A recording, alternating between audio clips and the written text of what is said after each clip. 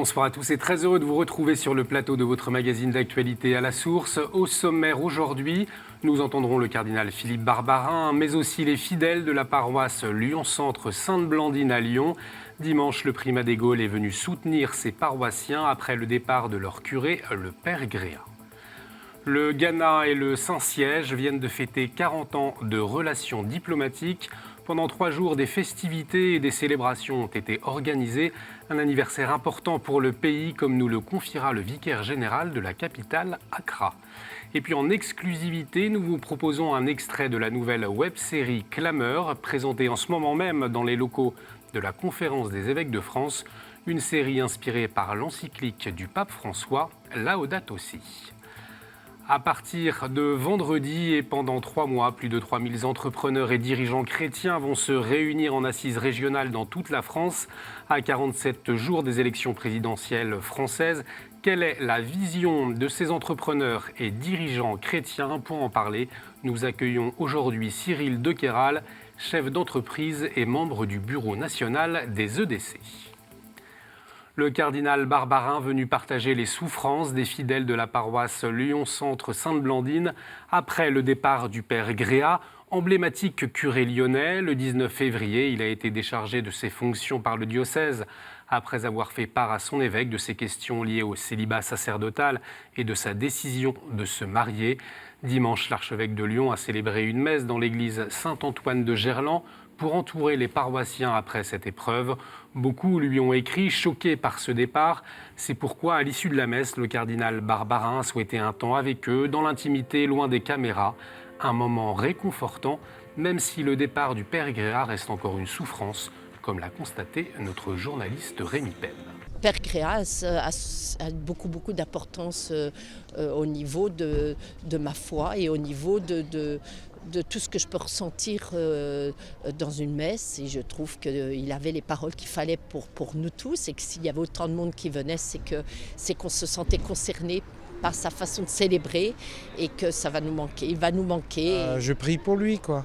Et je prie avec tout le monde pour éviter de tomber dans ce piège du commentaire qui fait que chacun a son petit avis sur les choses et on oublie la charité, quoi.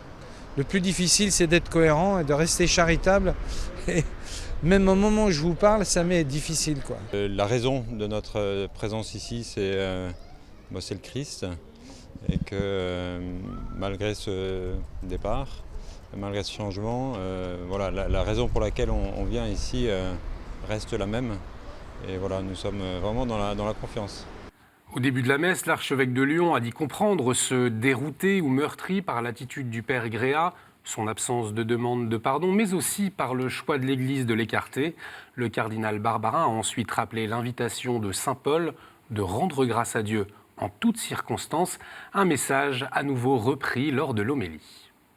Quand arrive l'épreuve, vous êtes dans l'épreuve aujourd'hui, quand arrive l'épreuve, s'il vous plaît, faites comme lui. Pour ne pas dériver vers la colère, vers le découragement, vers le désespoir, vers l'amertume, qui sont des tentations évidemment, qui peuvent arriver.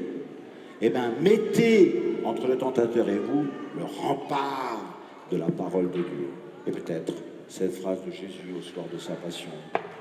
Vous êtes dans la tristesse maintenant, mais moi je vous parle comme ça pour que votre joie soit parfaite. Tout est grâce. Donc il y a des moments où c'est dur, comme le passage de 1 Thessaloniciens que j'ai mis dans la lettre, Saint Paul qui dit « Rendez grâce à Dieu en toutes circonstances ». Rendez grâce à Dieu en toutes circonstances. Il y a des jours où à l'intérieur de nous, on est plus en pétard, qu'on n'a pas envie de dire merci. Dans le sermon, je citais le cas de Marthe et Marie quand leur frère vient de mourir. Elles avaient prévenu Jésus, celui que tu aimes est malade, il n'était même pas venu, quoi. Et quand il arrive, on voit qu'elles sont en rage. Si tu avais été là, notre frère ne serait pas mort. Bon, tout le monde comprend qu'elles sont en colère contre Jésus. Et pourtant, leur arrivera une grâce incroyable, qui est la résurrection de leur frère. Donc quand des gens sont en colère, on comprend, on pardonne, on écoute. S'il faut prendre des coups, on prend des coups. Mais vraiment, ce qui est plus juste, c'est de rendre grâce. Et quand Jésus arrive devant le tombeau de Lazare, il dit à Dieu, « Mon Père, je te rends grâce, car tu m'écoutes toujours. » Lazare n'était même pas encore ressuscité, déjà Dieu dit merci, Jésus dit merci, c'est extraordinaire. Et puis j'ajoute que le père Patrick Rollin, vicaire général du diocèse, a été nommé administrateur de la paroisse jusqu'à la nomination d'un nouveau curé prévu en septembre prochain. Le week-end dernier, de nombreux diocèses ont lancé leur campagne pour le denier de l'Église. Depuis 1905,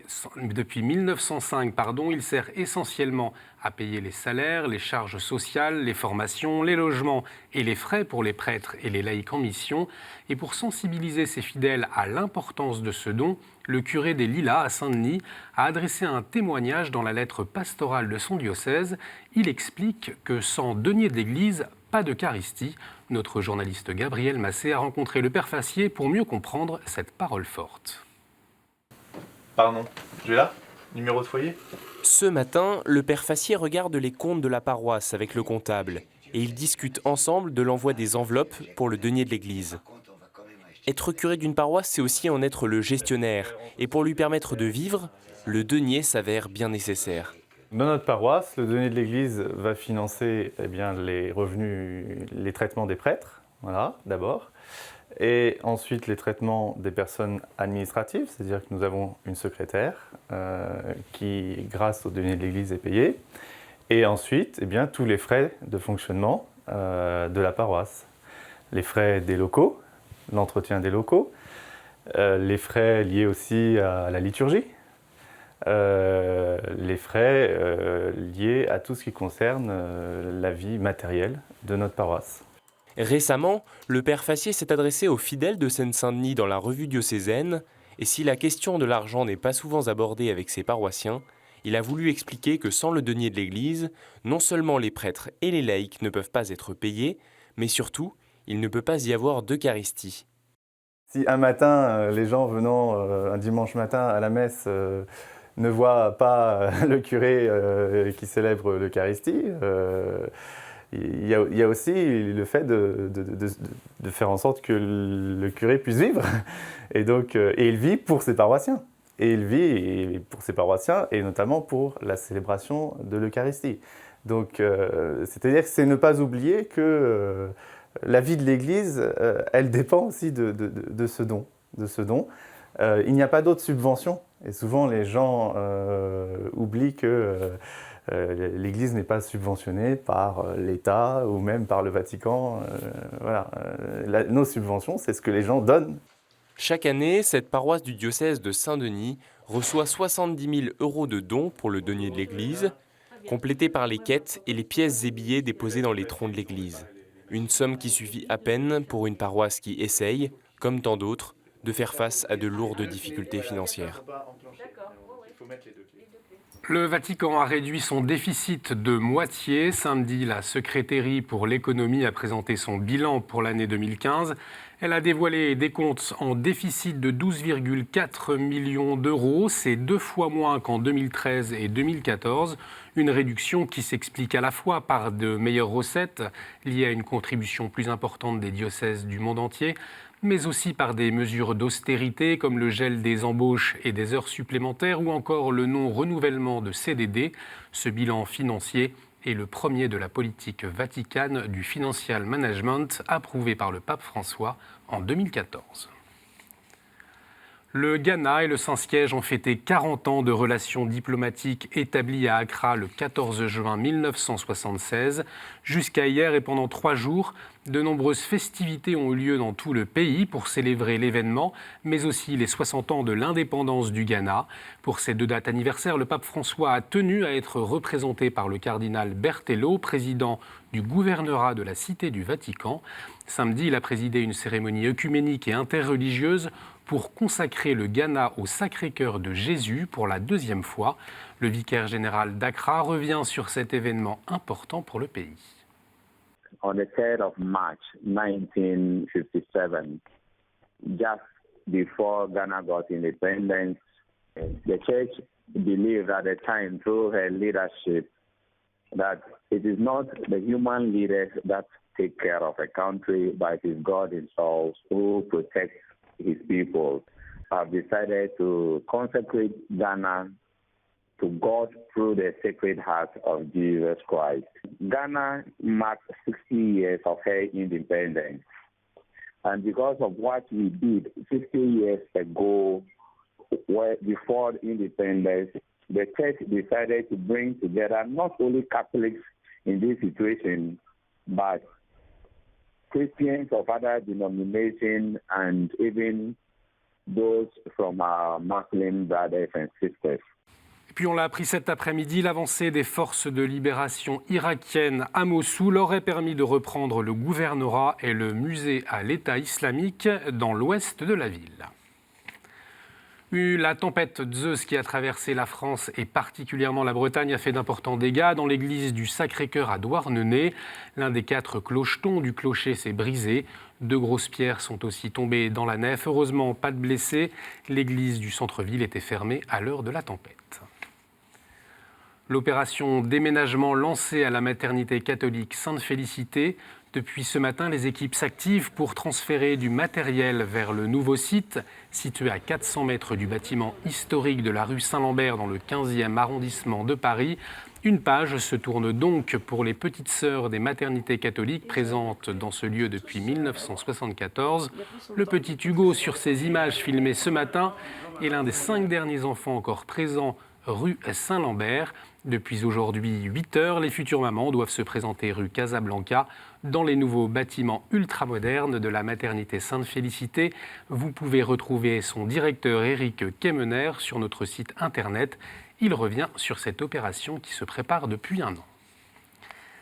En ce moment même, la nouvelle web-série Clameur inspirée de Laudato Si est présentée dans les locaux de la Conférence des évêques de France. Elle sera diffusée sur Internet à partir du 13 mars. Entre fiction et réalité, elle se décline en 6 chapitres. Elle raconte la vie quotidienne d'une colocation de jeunes pour interroger nos modèles de société. Elle donne aussi la parole aux exclus. Je vous propose d'en regarder un extrait.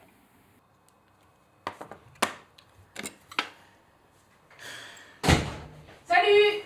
Bah t'étais où? Sonia était morte d'inquiétude. C'est ma pote Myriam, elle a ouvert un nouveau cours de yoga nocturne. J'ai testé, c'est génial, ça m'aide vraiment à tenir le rythme. Rien que d'y penser, mais ça me fatigue. Et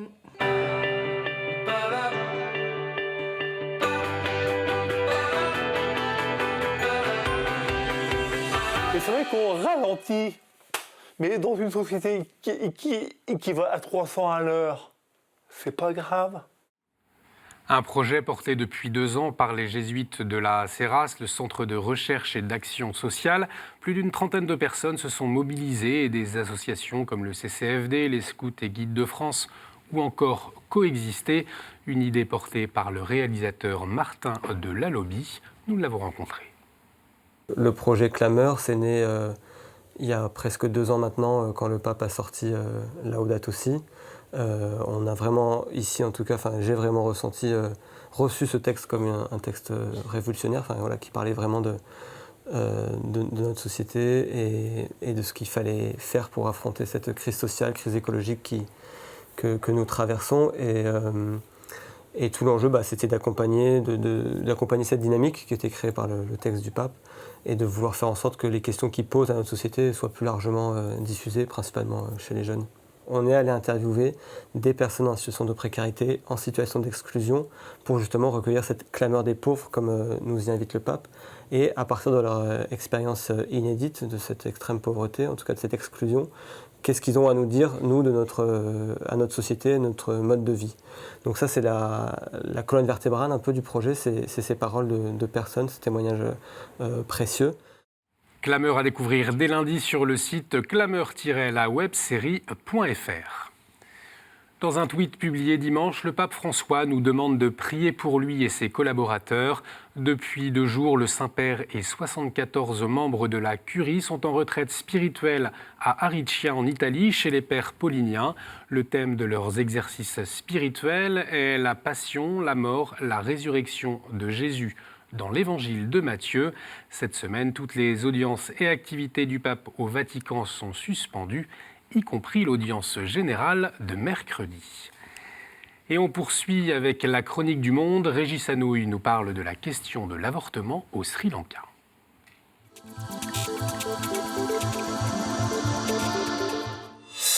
Heureux de vous retrouver dans ces chroniques du monde. Au Sri Lanka, le gouvernement prépare une refonte du code pénal.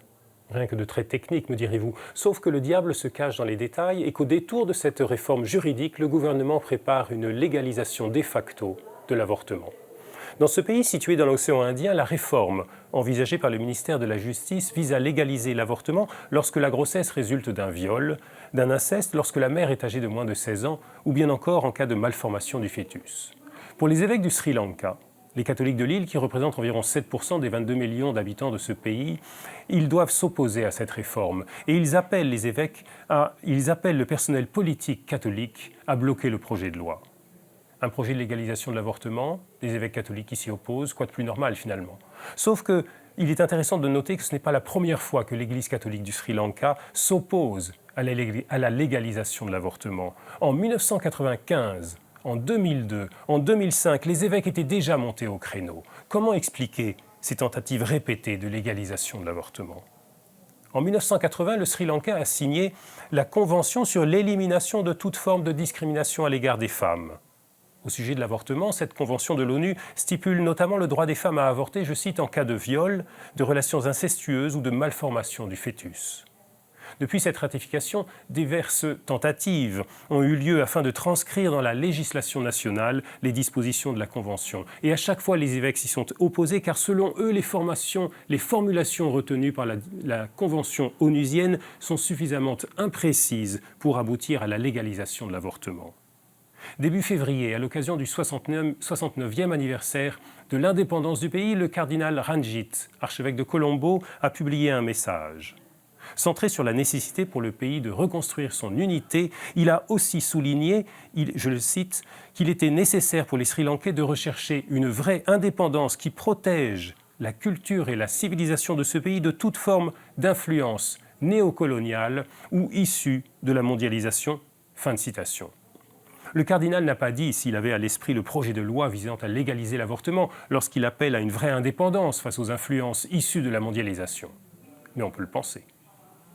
Merci Régis. Sans plus tarder, on retrouve notre invité.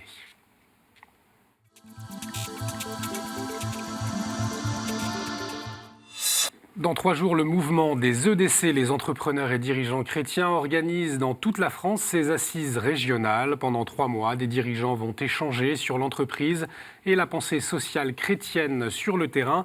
Quels sont les défis à relever à la veille des élections présidentielles ? On en parle avec vous, Cyril de Kéral. Bonsoir. Bonsoir. Alors, vous êtes chef d'entreprise, membre du bureau national des EDC. Oui. Pour commencer, une question d'actualité. Jusqu'à maintenant, on a peu vu les détails des programmes des candidats à la présidentielle, notamment les programmes économiques. Pourtant, ces questions intéressent les Français. Quel est votre regard, vous, aux EDC, sur les programmes économiques proposés ? Oui, alors c'est sûr que c'est un sujet qu'on aimerait bien qu'il soit plus mis en avant. En fait, nous, ce qui est important pour nous, en fait, c'est qu'on ait une vraie réforme de la France. Et ça, c'est peut-être la chose qui est peut-être le plus important. On sent que la France a besoin d'être réformée. Et donc, en fait, on va être assez sensible à ces réformes. Et donc, en fait, dans les réformes, je dirais, il y a tout ce qui va pouvoir en fait, donner plus de travail. Donc, en fait, on est assez favorable à tout ce qui peut peut-être alléger les charges pour permettre aux entreprises de plus facilement recruter, etc. On veut aussi tout ce qui va favoriser l'innovation. Aujourd'hui, on est dans un monde où, en fait, il y a une vraie place pour l'innovation. Et donc, en fait, pour nous, c'est extrêmement important. Et tout ça pour, en fait, derrière, peut-être aussi donner plus de place à la confiance. Donc nous, on utilise le mot subsidiarité, qui est un mot de la pensée sociale chrétienne, mais en fait, on aimerait bien qu'en fait, on fasse plus de confiance aux chefs d'entreprise et puis aussi aux personnes qui travaillent, qu'on laisse un peu plus de place en fait, à l'initiative de chacun et qu'on n'essaye pas tout de mettre dans la loi absolument pour tout cadrer. Parce qu'on pense qu'il y a vraiment un levier de développement dans cette subsidiarité, en fait. Et en quoi, justement, le fait de laisser chaque salarié, de l'initiative à chaque salarié, eh bien, ça permet à une entreprise de se développer ? Quel est le lien ? Eh bien, en fait, aujourd'hui, alors pour les salariés, c'est aujourd'hui en fait le salarié, et on voit bien les jeunes qui rentrent sur le marché de l'emploi aujourd'hui, ils veulent avoir une certaine liberté par rapport à l'entreprise. Et ce qui est logique, puisqu'en fait, ils ont vu des générations qui ont été un petit peu backboulées par l'entreprise. Donc les générations de leurs parents ou de leurs grands-parents. Et donc en fait aujourd'hui, ils ont pris du recul par l'entreprise. Donc en fait, ils veulent avoir cette liberté, ils veulent pouvoir exercer leur métier dans l'entreprise qu'ils ont choisie. Et aujourd'hui, soyons clairs, c'est vrai que je travaille dans un secteur qui est un peu porteur dans le digital. L'innovation digitale, voilà, c'est cela. Voilà, c'est ça. Mais en fait, aujourd'hui, les jeunes ont tendance à choisir leur entreprise. Donc il faut laisser ça pour qu'en fait, les personnes soient à l'endroit où elles veulent être. Les entreprises, du coup, vont se caler aussi pour être des endroits où on a envie de travailler et du coup laisser un petit peu la place à cette initiative des salariés, cette initiative au développement. Alors justement, aujourd'hui, dans notre société, quels sont les défis à relever pour les entrepreneurs chrétiens? Pour vous, qu'est-ce qui vous attend? Qu'est-ce qu'il faut mettre en place? Alors, nous, notre premier défi en tant qu'entrepreneur, ça va être déjà de bien faire fonctionner notre entreprise et qu'elle soit performante économiquement, ce qui va nous permettre d'embaucher des personnes et de jouer notre rôle dans la société. Et notamment, ce qu'on a envie, nous, en tant que patrons chrétiens, c'est de développer une économie qui serait plus inclusive. Donc c'est ce qu'a dit, c'est ce qu'ont dit l'Uniapac, les membres de l'Uniapac qui ont rencontré le pape il y a quelques mois. En fait, on portait ce message de volonté de développer une économie inclusive. Donc c'est une économie qui va inclure le maximum de personnes dedans. Donc en fait, on va essayer de faire rentrer dans l'économie les gens qui sont à la périphérie. Donc aujourd'hui, nous, par exemple, on a des initiatives aux entrepreneurs et des gens chrétiens pour faire la première embauche pour les jeunes, pour faire le réseau, pour développer un réseau de la première chance, pour donner une chance à des jeunes d'avoir un premier emploi, mais aussi d'inclure des personnes qui ont eu des accidents de la vie, d'inclure des prisonniers, d'inclure des SDF. C'est extrêmement dur, quand on a été dans la rue pendant 2 ou 3 ans, de rejoindre l'entreprise. Donc en fait, est-ce qu'on ne peut pas avoir toujours, quand on est performant, quand les entreprises sont performantes, de passer un petit peu de temps à inclure dans nos entreprises et dans notre économie les gens qui sont à la périphérie et qui ont été un peu exclus en fait. Le thème des assises donc, qui commence vendredi, c'est justement la pensée chrétienne sociale. Et en quoi cette pensée chrétienne sociale, elle peut aider un dirigeant à développer son entreprise tout en étant compétitif, puisque c'est aussi l'objet de l'entreprise, vous le rappeliez. Nous, on travaille beaucoup sur la pensée sociale chrétienne parce que nous sommes des patrons chrétiens et que du coup, on veut essayer d'éviter d'être chrétien à la messe le dimanche et totalement différent dans l'entreprise la semaine. Donc en fait, on veut être en unité de vie. Donc en fait, en unité de vie, c'est de voir comment on peut, dans notre entreprise, dans l'exercice de nos fonctions, on peut être chrétien. Et donc en fait, dans la pensée sociale chrétienne, on a plein de pistes. On a évoqué tout à l'heure la subsidiarité, mais il y a aussi d'autres sujets. Par exemple, vous pouvez nous en par exemple, on peut avoir le bien commun. Est-ce qu'en fait, ce qu'on fait aujourd'hui est dans l'intérêt des gens qui nous entourent, de notre écosystème. Donc on a sorti un livret sur le bien commun il y a très peu de temps. Voilà. Et donc en fait, c'est travailler sur ces sujets-là pour qu'en fait derrière on ait une attitude chrétienne quand on est à l'exercice de nos responsabilités. Et donc réfléchir justement en permanence les décisions qu'on prend. Est-ce que c'est des décisions qui sont bonnes pour l'entreprise d'une part, et d'autre part, est-ce que c'est des décisions qui sont en accord avec notre foi? Voilà. Récemment, nous avons parlé dans le journal de la loi sur le devoir de vigilance pour les multinationales. Plus clairement, leur demande de respect des droits humains, de l'environnement chez leurs sous-traitants. C'est quelque chose qui vous semble faisable aujourd'hui? Oui, enfin, après, derrière, c'est sûr que on peut effectivement, enfin oui, c'est dans la logique de toute façon. Si on veut développer une économie inclusive, il faut faire rentrer les personnes, voilà. Donc après derrière, aujourd'hui, je trouve qu'on a quand même déjà, on a effectivement pas mal de choses qui sont mises en place pour protéger le salarié, pour qu'en fait il soit dans un environnement, pour qu'en fait on puisse lui donner un cadre dans lequel on va respecter son intégrité, respecter ses droits, respecter sa personne. Après, il faut faire attention à ne pas aussi mettre trop d'obligations sur les entreprises qui font qu'à la fin, on va se retrouver à plus pouvoir trop bouger parce qu'en fait, on aura trop de responsabilités à assumer et du coup, ça nous enlève un peu de souplesse quand même, malgré tout. Est-ce qu'en France, aujourd'hui, quand on est entrepreneur et dirigeant, est-ce que la France est un pays finalement favorable à l'installation des entrepreneurs? Alors, Oui, alors merci pour cette question, parce qu'en fait, j'ai l'occasion de développer nos activités à l'international. Donc, on a créé même une entreprise aux États-Unis. Alors, bon, première nouvelle, moi, je pensais que c'était... On m'a toujours dit que c'était plus facile de créer une entreprise aux États-Unis qu'en France. Et ben moi, je peux vous dire que non, c'est plus compliqué. Donc, en fait, on n'est pas si nul que ça sur la création d'entreprises en France. Après, derrière, c'est vrai que on a vraiment, nous, des assets, enfin, un capital en France qui est vraiment énorme, que je constate quand je rencontre d'autres pays. On peut s'appuyer sur des compétences de nos ingénieurs qui sont vraiment excellents. Je pense que ce sont parmi les meilleurs ingénieurs du monde. On a pas mal de grandes entreprises. On a un capital culturel qui s'exporte extrêmement bien. On est vraiment extrêmement bien vu dans beaucoup de pays dans le monde. Donc en fait, voilà, on est vraiment une belle nation, quoi. Et en fait, aujourd'hui, on n'est pas toujours aussi performant sur la scène internationale. Et c'est dommage qu'on n'arrive pas à être un petit peu meilleur. Et je pense qu'en fait, c'est juste qu'on a quelques réformes à faire. Et donc, c'est pour ça qu'en fait, dans le débat sur les élections présidentielles, ce qui nous intéresse, c'est les réformes qui vont être menées. On a quelques réformes à faire pour un petit peu mieux réaligner notre pays. Et après, derrière, on peut réellement casser la baraque, quoi. Merci beaucoup Cyril de Kéral d'avoir accepté notre invitation. Merci à vous de nous avoir suivis. Vous pouvez revoir cette émission sur notre site www.ktotv.com. Réagissez sur les réseaux sociaux avec le hashtag à la source. On se retrouve jeudi pour une nouvelle édition. D'ici là, excellente soirée sur KTO. Merci.